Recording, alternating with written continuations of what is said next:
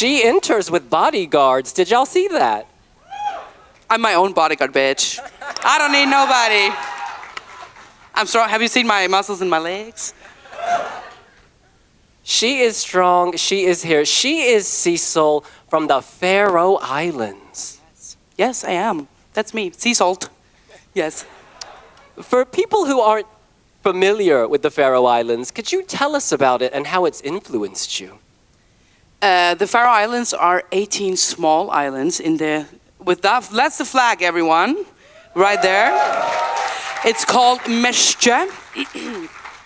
It's 18 small islands, and it is, I think we are 54,000 people, like all in all. So that's what I grew up with, like in a very small country. But I grew up in the capital, so very big city gal with 18,000 people. But we are under Denmark, so like we are automatically born with a Danish passport, basically. And you usually go to Denmark to get education and stuff like that, because there are more possibilities in Denmark. Yeah. And have you always been the biggest voice in town? Actually, yeah, no. Actually, yeah, no. So the Faroe Islands are very known for their musical culture, actually. We sing a lot in the Faroese communities. At every wedding, birthday party, everything, we have like literally song books with us. So you have a song in between every meal, every speech and stuff like that. And because we didn't even have Faroe Islands didn't even have some instruments until like in the 90s somewhere. So you used your voice basically as an instrument, and you told stories. I don't know how you say it, sagas, through songs and through like a Faroese dance. So like the music culture is very rich in the Faroe Islands, and a lot of good voices. And these sagas often have drama, lots of characters. Is there anyone that you related to really strongly? In the Faroe Islands? Or of the sagas? No, I don't think so. Like, they're all like always bowing down to the men, and I'm like, nah, I'm not to that. Like, that's not me. Nah. I only bow down to gays. Are there any gays here? You are very welcome. Exactly. Yeah. Hallucination. What's your song about? No, I'm kidding. It's always the same questions. Come on. No, what was the starting point? So we wrote the song in a songwriting camp, and we actually had the shortest session of all of the days, and we made the song within 3 hours. So we started with like, because they had an amazing team. It was me and a girl called Lina, and then there was Chris and Malte. And Malte was the producer, the main producer, and Chris is an amazing pianist. So he came in and made that, you know, that in the start.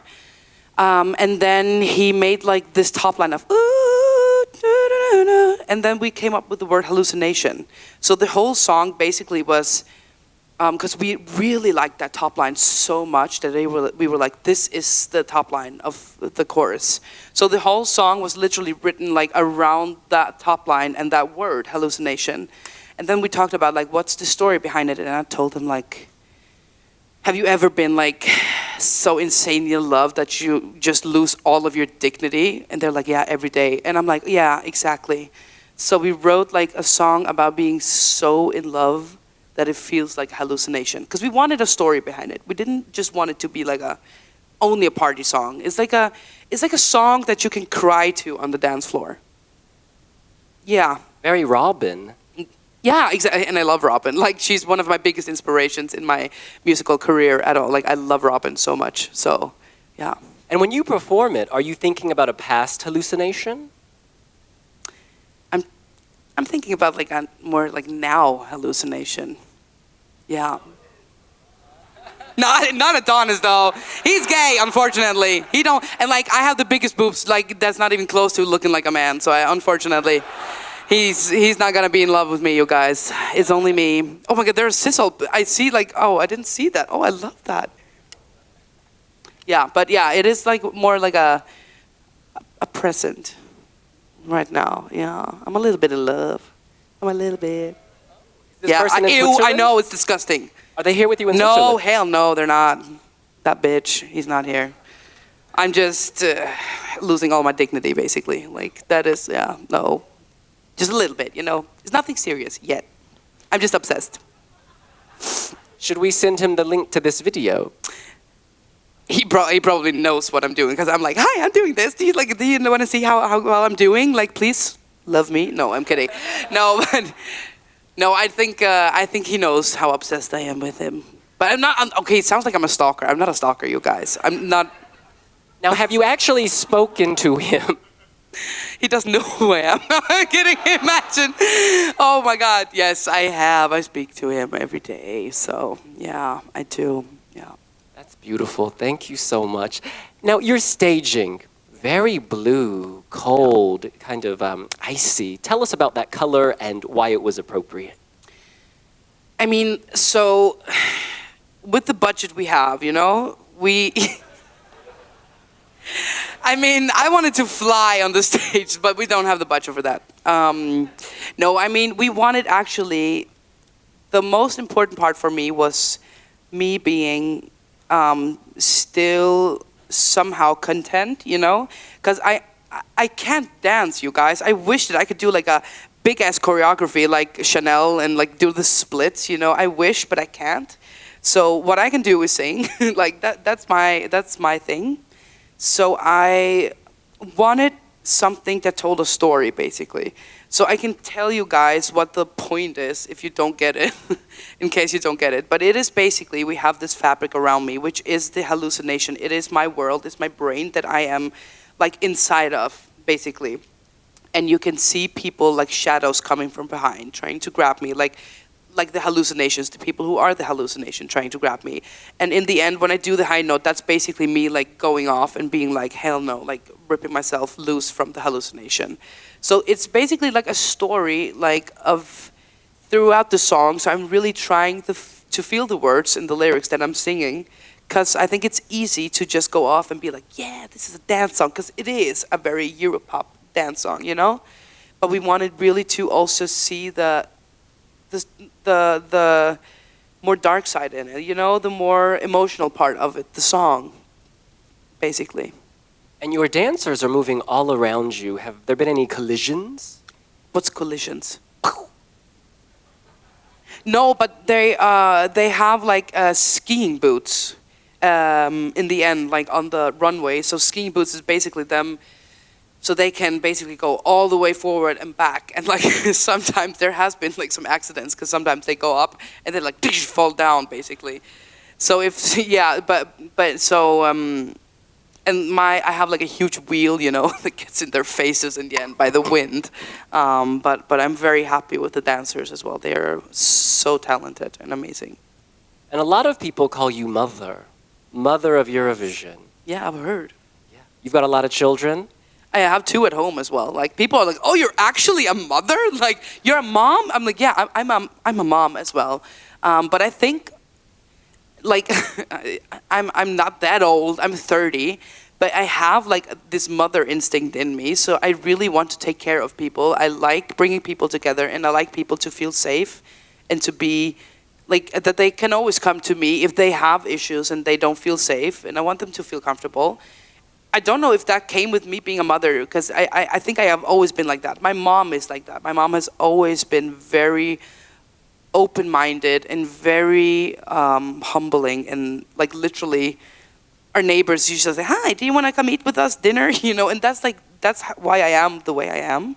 She learned me like to, and this sounds so cheesy, but I was like, I'm getting so much love, and I told her like, what the is going on? And she was like, yeah, it's because you give so much love and you receive the love that you give. And that's like how literally energy works, you know?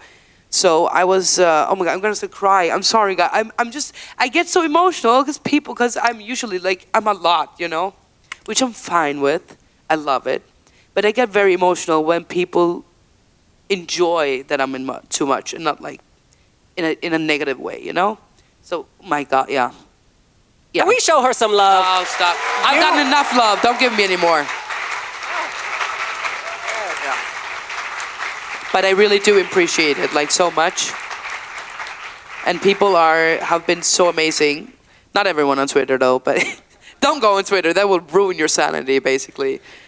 But yeah, so I feel very grateful, very, very grateful. This community has shown me a lot.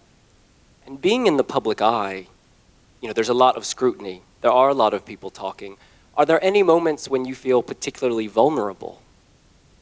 I mean, when people come for my looks, I don't give a shit. Like that, like if someone calls me fat and ugly, I'm like, no, I'm not ugly, but that's fine. I mean, I like literally, like that objectively, I know I'm not ugly. Like if I'm not your type, that's something else, completely fine, So that is not something that I don't give a shit about that. But it's more like when people come for my character, if they're trying to portray me as something that I'm not, that's when I start like wanting to defend myself. And I hate the feeling of wanting to defend myself, of getting like misunderstood. So like, for example, I just made like a TikTok of basically calling out homophobes, because like who likes that?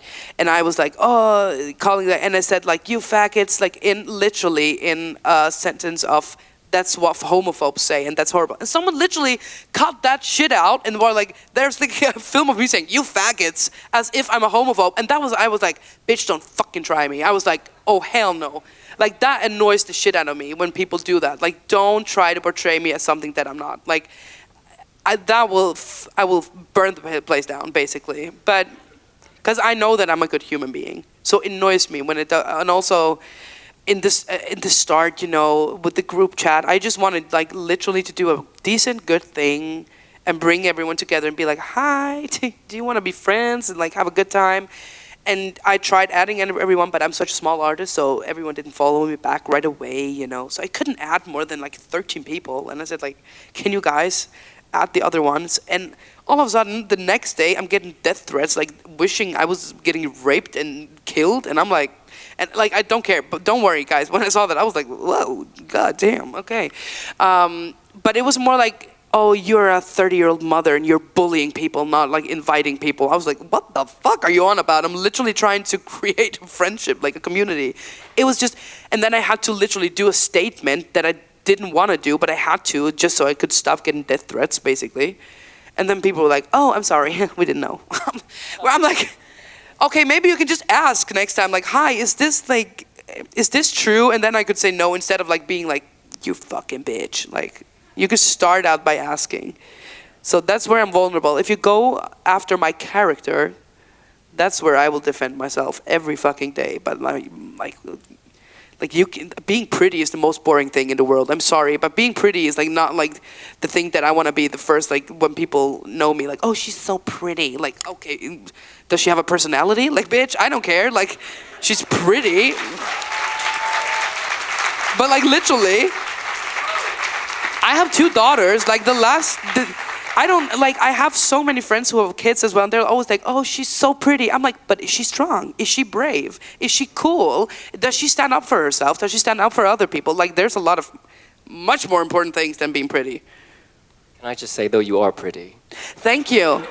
But it's a little bit double standards because I get Botox as well. So I'm like trying to stay pretty, guys. I'm trying to stay pretty, but that's the least, like, good thing about me, being pretty. But thank you. You're pretty as well. Now, your daughters, do they realize that you're a big star at home? Oh, they don't give a shit. Like, I'm like, hi, and they're like, give me a snack. And I'm like, oh, do you know who mommy is? They're like, no. You're like, mom. And I'm like, oh, okay. So I think for me personally, the best thing I could do was wait to go for Eurovision. After I had kids, because my kids are so humbling, and I am like a person who's very, high up, like energy-wise, I can just go for hours. So when I get home to that, like literally unglamorous life, I enjoy it so much, because like I go completely down to earth again. Like, because if there's one thing, like, they will always be more important than anything else. Like, they are so much more important than Eurovision as well. Sorry, guys, I love Eurovision, but my kids are like always my first, how do you say? Priority, basically. So for me, it has been a really good and nice thing for me to have kids. I'm not like recommending you guys don't do it. Like, but don't. No, I'm kidding. Um, but they give me so much quality of life. I think it's, for me personally, it has been very good to have kids to come home to, because I get like completely down to earth again. Because this is a bubble, you know. There is a life outside of this, and I forget a lot of times, like, because my friends are literally just watching Eurovision because I am in it, and I'm like, oh my god, did you hear the Albanian song? They're like, bitch, we're only watching it because you're in it, and I'm like, is there a world outside of this? You know, because I'm so into it right now, you know, and I'm always into it. So, but yeah, so. They don't know, and they don't care. And all of these people do know, and they do care. So we're going to open the floor to questions, starting with the gentleman from the United States with the red scarf. Thank you. Hi, Sissal. Hi. I have two things. First and foremost, you're like my favorite one this year. So much love. Your song, I could go through like a horrible day at work and just need like 3 minutes of happiness, and it just puts me in such a great place, and I'm going to try not to cry because that's how much you mean to me. Secondly, just going back to social media, I love the content that you put out there. All-time favorite is probably your POV from your national performance. Talk to us a little bit, what was going on through your head as you were just kind of going through your own POV, and as you put it, you know, there's nowhere else to go but up, and like, girl, you're going from giving us nothing to giving us everything. Thank you so much for the first thing, in the first point out. That means a lot to me. So, I mean, I'm now when I watch back, I'm like, how the hell did I win? It's basically vocals and the song, thankfully, because the staging was giving us nothing, you know? There was not a breath thread throughout the staging. And I actually like just to take a piss of myself, because that is the easiest way for me to go through life. When I take the seriousness of it, because when people, like, example with Sissal and Trisha Paytas, I'm like, you know what, I'll just go with the flow, you know, basically, because it makes life much more easy to go through. So when I did that POV, I was like, might as well just go with it, because I saw all of the comments, like, and a lot of them were very constructive. They were like saying, this, like, you're such a good vocalist and the song is so good, you deserve like a much better staging. That was like, they were telling me it was horrible, but in a nice way, you know? And when I saw it as well, I was like, I agreed. I definitely saw it as well. So, but literally, I just like to take a piss of myself. I like to go with the flow. And those are also the artists that I like. Like, for example, with Adele and Sarah Larsson as well, you know? They just go with it, and those are the artists that I love following as well. And that's like literally my way of going through life. Yeah.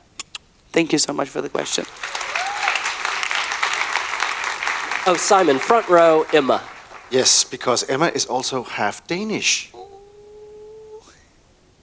My question is, how did you get into Eurovision? Do you want to go to Eurovision? Yes. Yes. First of all, you have an amazing dress. That is slaying. So, you have to write a good song, actually. So when you get a little bit older, or even like, where are you from? Do you live in Denmark or Switzerland? In Switzerland. Okay, do you have like Junior Eurovision here? Yeah, okay. Yeah? No. So it is actually a pretty long process, because I grew up in like not a musical family. My parents weren't musicians. So for me, I just sang always. And then when I got older, I contacted some producers who made a great song. And then you can send it to Eurovision and hope for it to get picked, basically. And I know you can do it. You can write a good song one day.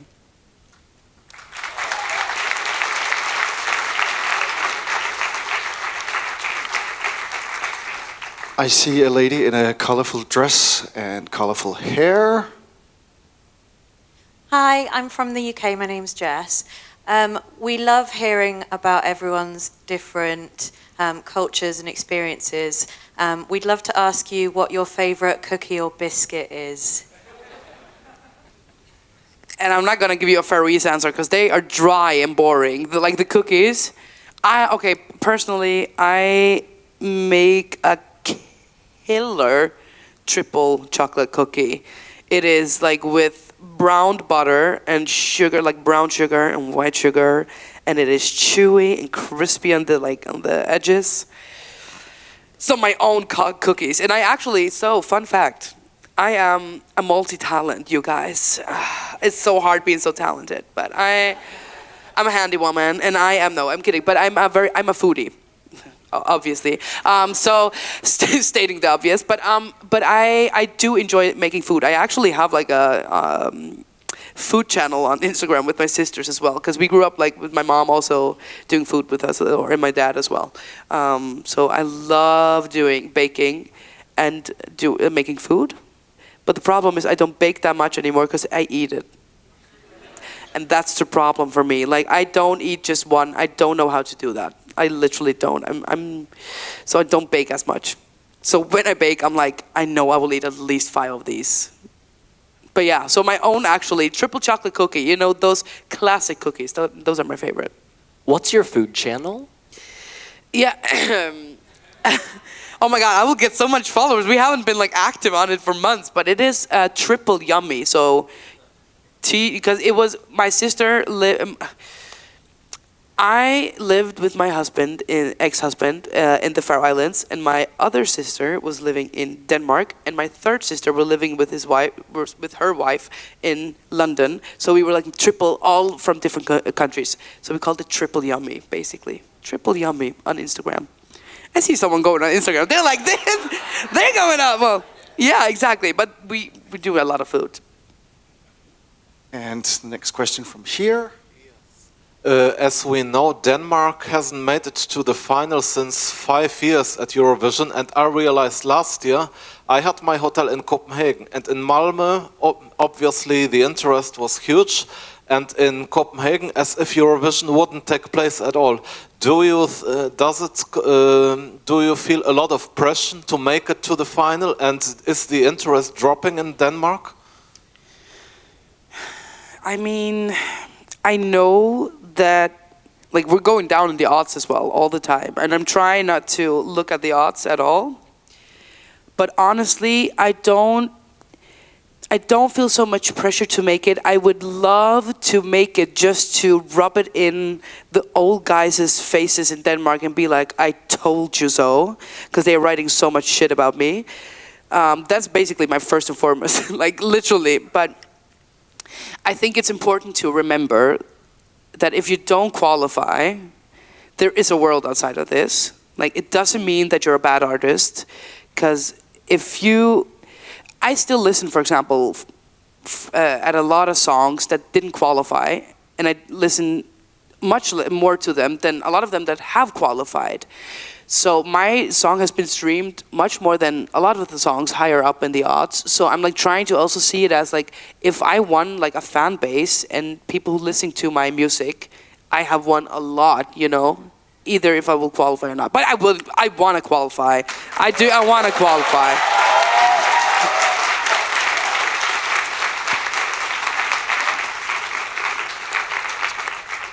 I love people's outfits today. What is this shirt? It's a shirt with all of the winners in Eurovision history. Yes. My mom got it for my birthday. Hi, Mom, if you're hearing this. Anyway. Hi, son. What?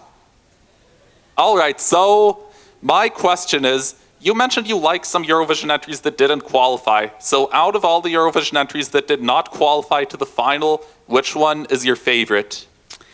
One of my favorite non-qualifying songs is Iceland with her song is called Power, Dilja.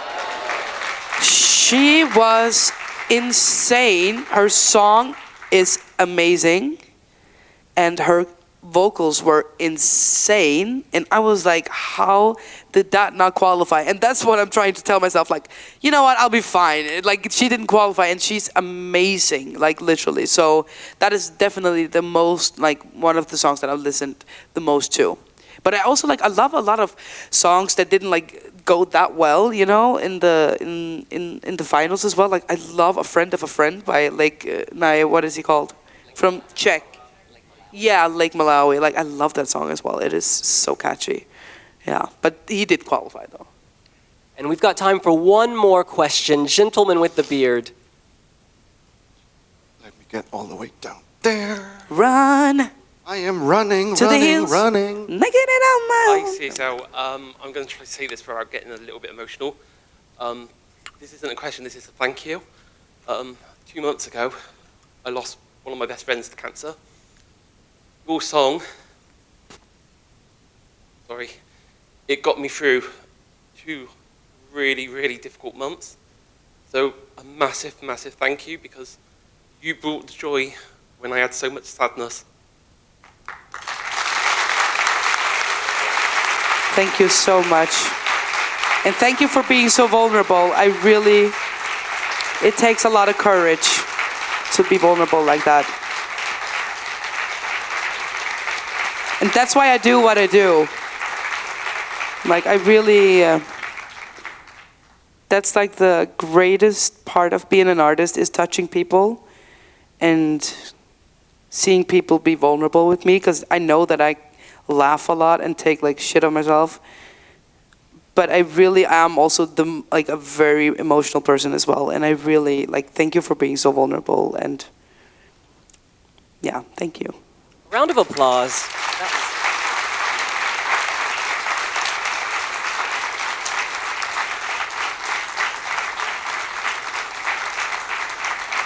You will all make me cry. Oh my God, you guys. We don't want to let you go. No. But you have a tight schedule, girl. That's true. And my voice is, I'm on steroids. This will be an article right now, but literally my voice, I have to get it down. I was at the doctor's this morning getting a camera up through my nose all the way down to my throat. It was nice. I was like, yeah. What did it look like in there? It looks like a vagina. I'm sorry. I'm literally... It does, and then and everyone's gay here. They were like, "Oh, that's what it looks like," and I'm like, I mean, some do. I mean, yeah, it looks weird. Well, on behalf of Helvetia and Weebly Blogs, we want to give you this gift bag. There are some goodies. Thank you for stopping by the House of Helvetia. We are all so grateful you came. Thank you for having me, you guys, and thank you for being here.